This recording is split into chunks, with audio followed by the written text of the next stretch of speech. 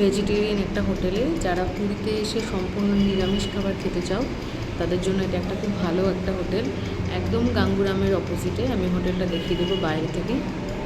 আমার সাথে আমার 2 বোন আছে, এই যে একজন, আমরা এখন বড়ই ক্ষুধার্ত, তাই জন্য এখানে বসে আছি। দেখা যাক এবার খাওয়া দাওয়াটা কেমন হয়। এটা হচ্ছে নর্মাল থালি আর এটা হচ্ছে স্পেশাল থালি।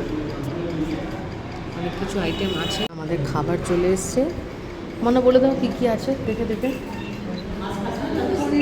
এই হাত দিয়ে এরকম করে দেখে বলো, এখান থেকে বলো। ডাল, আচার, আলু তরকারি, পনির, আলু ভাজা, রায়তা, পায়েস, পাঁপড় আর রাইস। ঠিক আছে, চলো।